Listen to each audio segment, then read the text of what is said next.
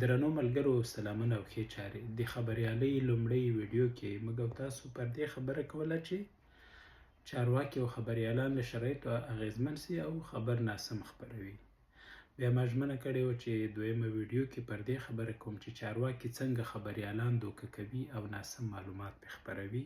دغه څه وخت مخکې پکتیکا کې پاکستان بمبار وکړ. طالبانو ویل چې دا یوه مدرسه په نښه کړې ده او طالبان یې رخصت و.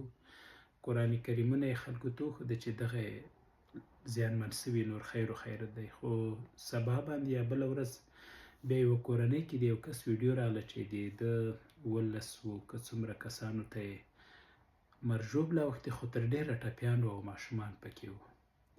یا مثلا همدا پاکستان بمبار ته که پام وکړو، کابل کې اوازه شوه چې تیلو ټانک اور اخیستی یا پمپ. طالبانو ویل چې اور پکې لګېدلی، خو وروسته معلومه شوه چې پاکستان بمبار کړی و.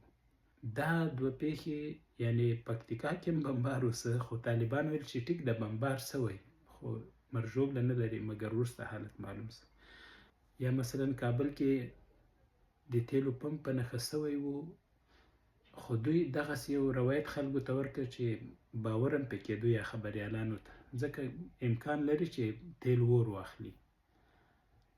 داسې یو 2 کاله مخکې د پکتیا څمکني د که جاني خیل کې یو کور کې چاودنه وسوه، څو ماشومان مړه سوه. طالبانو ویل چې دا پخوانۍ مرمۍ وه کور کې خلاصه سوه، خو رسنیو کې هم همداسې خبر خپور سو. بیا 2 ورځې وروسته یوناما هم غبرګون وښوده او د رڼو پلټنو غوښتنه یې وکړه، ځکه چې اصل کې د ملي اردو د سرتیري کور و او کور سر ته یې نل ته یې چا ګرنیټ ور اچولی وه، کته تللی و، چاودنه یې کړې او ماشومان مړه وو.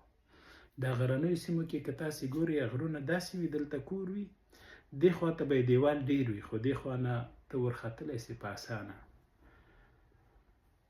نو دا هغه ډول پیښې چې ناسم معلومات حکومتونه خپروي، کوشش یې دا وي چې حقیقت پټ کړي یا په خپله ګټه معلومات خپاره کړي.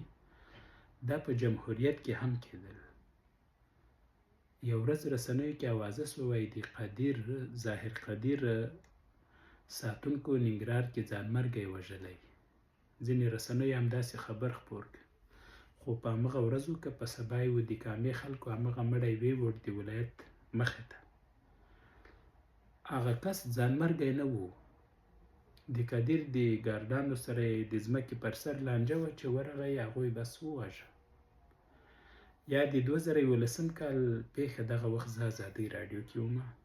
موږ ته د هلمند د امنیه قومندانۍ خبر واستاوه چې له یوه ترجمان سره 2 خویندې تښتېدلې، پلار او ورور یې وژلي وي. موږ پلار او ورور بندیان کړل. هغه وخت زما رخصتي کې ده. بیا زه هغه ایډیټر ته ورغلم، ورته مې ویل دا کله امکان لري چې 2 خویندې دې وي بیا د یوه ترجمان سره وتښتي. خو هغه د ایډیټر کتل ما ته داسې ویل لکه وایي چې نو ته څه کاری چې اوس ما ته وایې. خبره همدې رسنیو کې هم همداسې خپور سو، نورو رسنیو کې هم. خو کیسه دا وه چې دغه 2 خویندې چې وې، یوه ډاکټر ته واده وه، کوزده یې سوې وه، بله خلاصه وه. یو محلي پولیس قومندان غوښتلې او پلار یې نه ورکولی، یوه یې نه ورکوله، دوی پاڅېده دواړه یې ووژلې. همدې محلي پولیسو ووژلې او تور یې په چا ولګاوه، په پلار او زوی باندې. یعنې هم یې ورته لوڼه مړې کړې، هم یې پلار د دوی په وژلو تورن کړ. خو رسنیو کې دا خبر داسې خپور سو چې پلار او زوی په دې بندي سوي دي چې خپلې کورنۍ غړي یا 2 پیغلې یې وژلي دي. د پاکستان حکومت ته که راسئ هم همدا حال لري چې بمبار وکړي او ماشومان ووژني، وایي چې موږ وسلوال وژلي. یا مثلا په ځینې سیمو کې بې ګناه خلک ووژني، خپله پښتونخوا کې یا نورو سیمو کې وایي چې دا زموږ سره مقابله کې ووژل سو.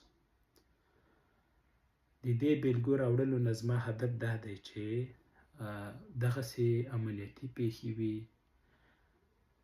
کوشش همیش دا کوي چې د حکومتونو یا چارواکو په خبره باور مه کوئ. خپله په سیمه کې خلکو سره خبره وکړئ، وغږېږئ. او که خپل معلومات نه پیدا کوئ نو حال به م همدا وي چې چارواکي یا حکومتونه به د خپلې ګټې خبرونه او ناسم خبرونه په تاسو خپروي. بله ویډیو کې په دې خبرې کوو چې دغه دولتي رسنۍ یا اژانسونه څومره باوري دي یا خبرونه یې څومره سم یا څومره ناسم دي.